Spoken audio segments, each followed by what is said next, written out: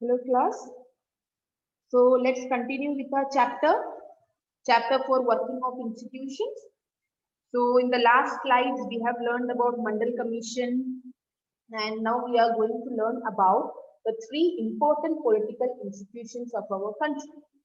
So the first one is Parliament, that is legislative. The Prime Minister and the Cabinet Ministers that take all important policy decisions.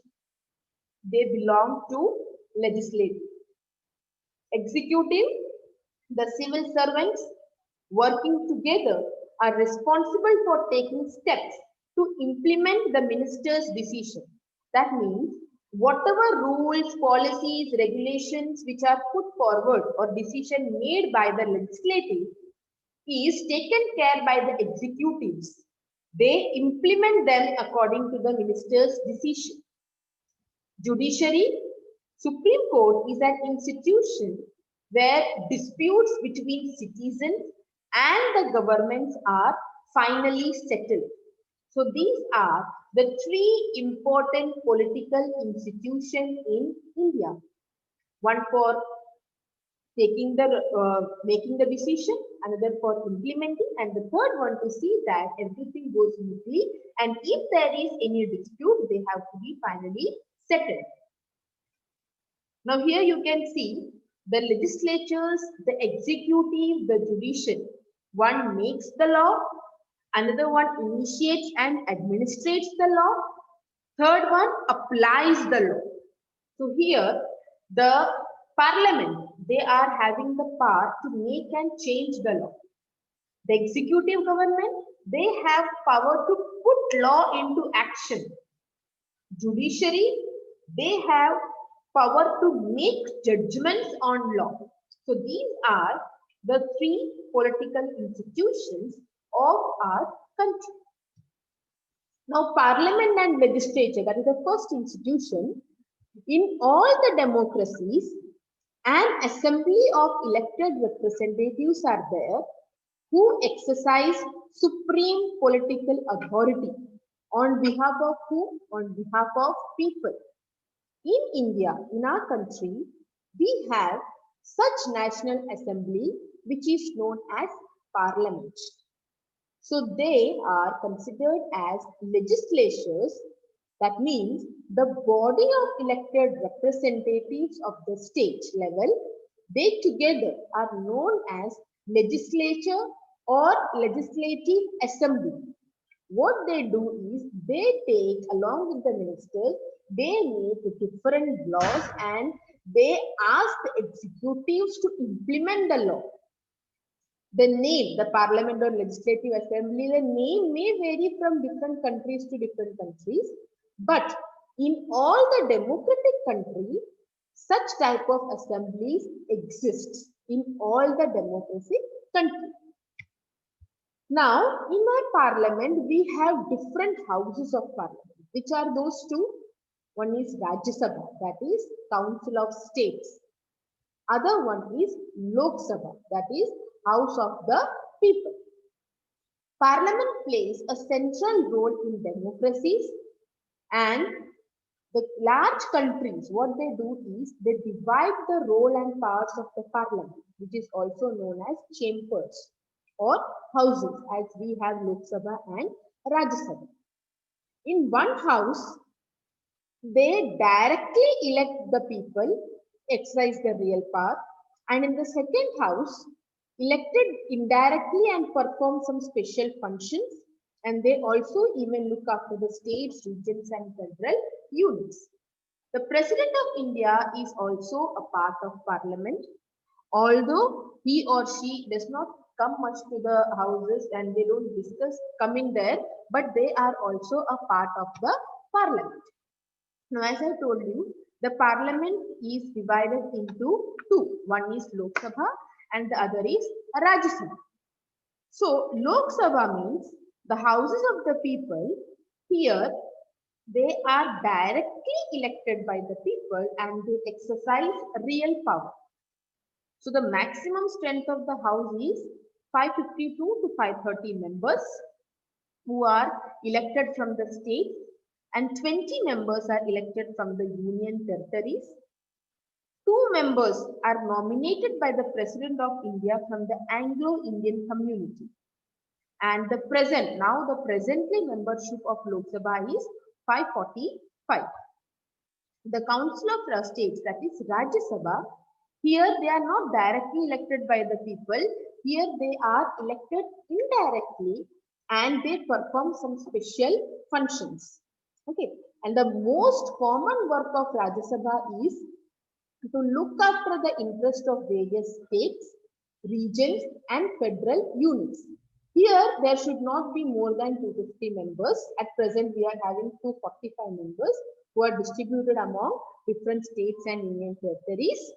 Rajya Sabha is considered as permanent body. Okay, and 1/3 of the members, they retire every 2 years. Okay. Now, here we are going to see whatever we have learned now, the difference between the Lok Sabha and Rajya Sabha. Lok Sabha, members of Lok Sabha are elected directly by the voters. Members of Rajya Sabha are elected by the elected members of state legislative assembly. Lok Sabha, the period of Lok Sabha is 5 years. Rajya Sabha is permanent body, but 1/3 of its member, they always retire every 2 years. Maximum strength is 552 members in Lok Sabha.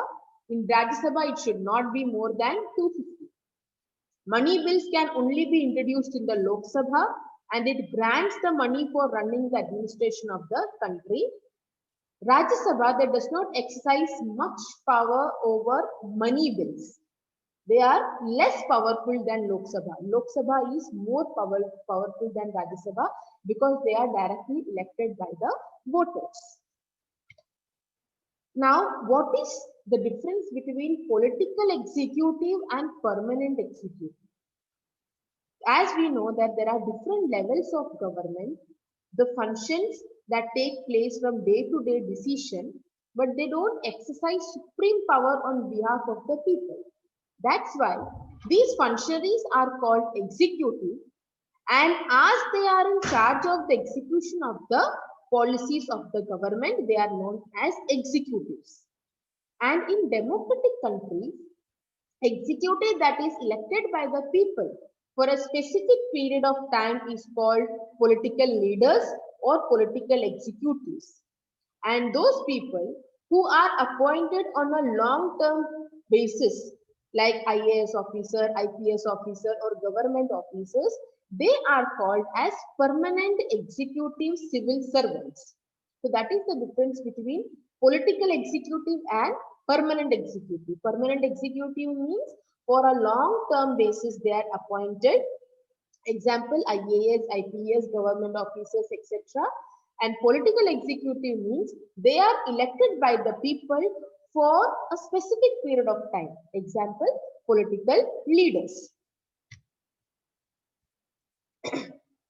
Political leaders like the Prime Minister, the Council of Ministers, and here the people, those who are working in civil services, they are coming under permanent executives like IAS, IPS, IFS, like that. And here in political executive, they remain in office only so long as they command the confidence of the majority members of the parliament.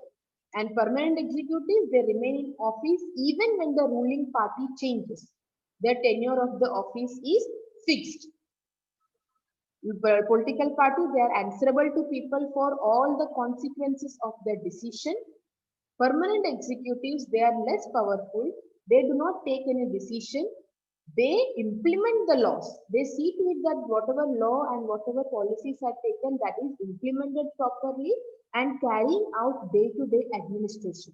That is the work of permanent executives. They are salaried people. They are called civil servants and they are appointed for a long term. So that is the difference between political executive and permanent executive. Now next is Prime Minister. Prime Minister is considered as the most important political institution in the country. The Prime Minister is appointed by the President and Prime Minister does not have a fixed tenure. He continues in power as long as remains the leader of the majority party also. And the currently, we know the current Prime Minister of our country is Narendra Modi. So a Prime Minister, he chairs the cabinet meetings. He also coordinates the work of different departments.